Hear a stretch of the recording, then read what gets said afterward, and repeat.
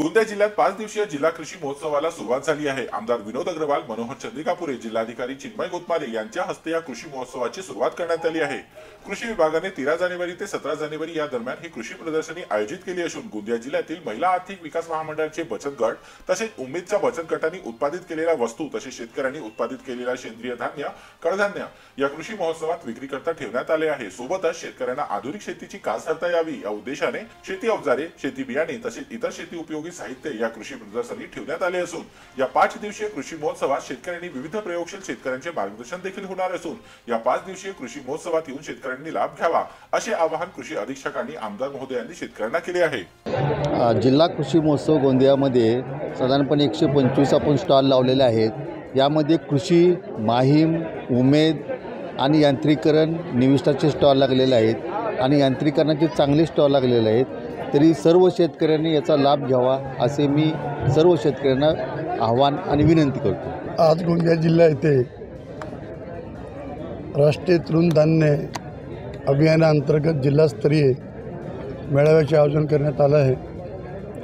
तर या निमित्तानं वेगवेगळ्या विषयावरती तंत्रज्ञान असेल किंवा फळपिकाबद्दल असेल, भाजीपाल्याबद्दल असेल, तृणधान्याबद्दल असेल, जी ॲग्रिकल्चरमध्ये वेगवेगळ्या प्रकारची पिकं आपण उत्पादित करत असतो त्या पिकाच्या संदर्भामध्ये अर्थशास्त्राचा विचार करून कुठली पिकं शेतकऱ्यांना अधिक फायद्याची होतील आणि शेतकऱ्याचा दर्जा उंचावेल यासाठी अशा प्रकारची प्रदर्शनी आयोजित करण्यात येतात आणि त्याच्यातून शेतकरी जे या ठिकाणी या स्टॉलला भेट देतात तर त्यांना काहीतरी प्रेरणा मिळत असते आणि हे जिथं स्टॉल लावलेले आहेत या ठिकाणी सर्व शेतकऱ्यांच्या शेतावरच उत्पादित झालेले फळबागा आहेत, फळं पीक आहेत।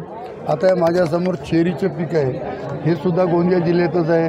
गोंदिया जिल्ह्यामध्ये ड्रॅगन फ्रूटसुद्धा होते, गोंदिया जिल्ह्यामध्ये हळद होते, गोंदिया जिल्ह्यामध्ये फणसाची सुद्धा शेती होते, गोंदिया जिल्ह्यामध्ये अनेक प्रकारचे भाजीपाला होतात, जमिनीचे खालतेही होतात, अद्रक होते, आले होते, हळद होते। हनुमान फळ आहे, हा हनुमान फळ आहे, हे रामायणामधलं फळ आहे। ते आत्तापर्यंत गायब झालं होतं पण नंतर आता नवीन प्रविष्ट याचं झालेलं आहे। तर हे फळसुद्धा आपलं चांगलं आहे। सीताफळ, नंतर एक हनुमान फळ, नंतर एक रामफळसुद्धा आहे।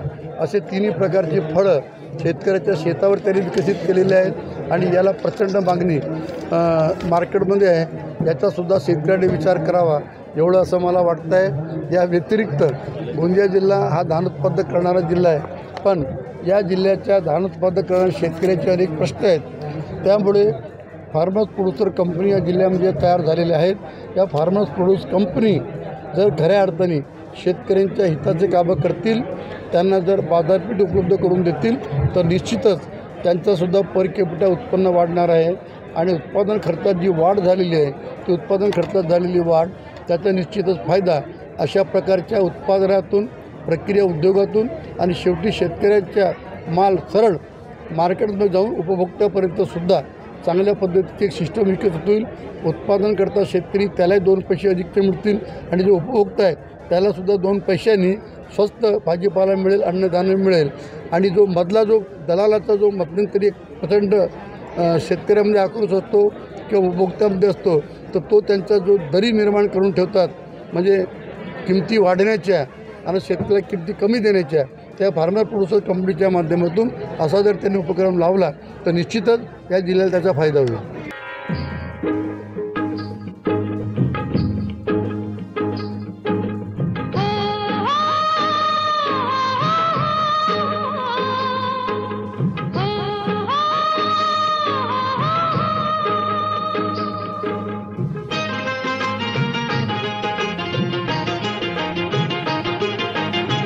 राजा ललकारी आशिके हम कदेली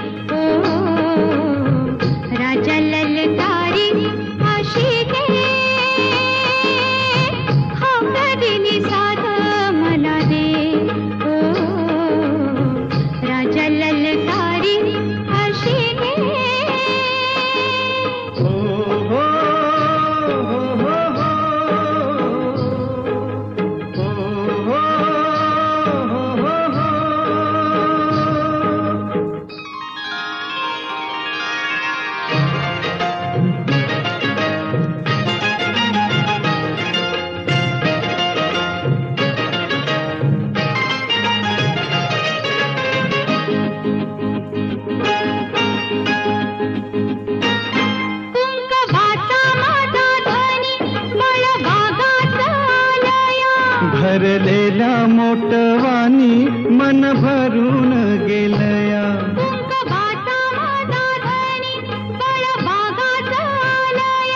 भरलेल्या मोटवानी मन भरून गेलया.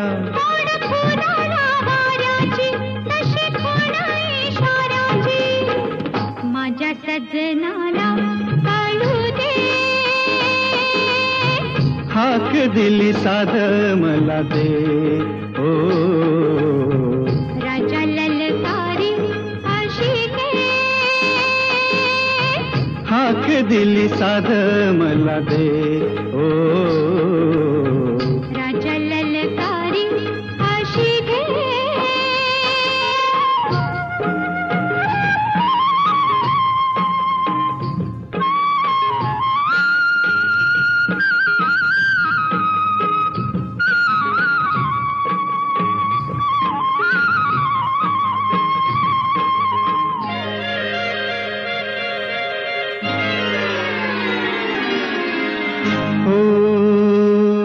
सूर भेटला सुराला गान आलं तालावर. सूर भेटला सुराला गान आलं तालावर.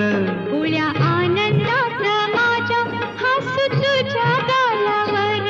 भर जरीचा हिरवा शेला पांघरून नवा. भर जरीचा हिरवा शेला पांघरून नवा. शिवार हे सार खुलू दे.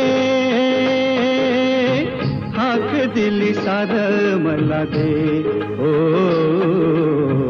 राजा ललकारी अशी दे. हाक दिली सार मला दे. ओ राजा ललकारी अशी दे.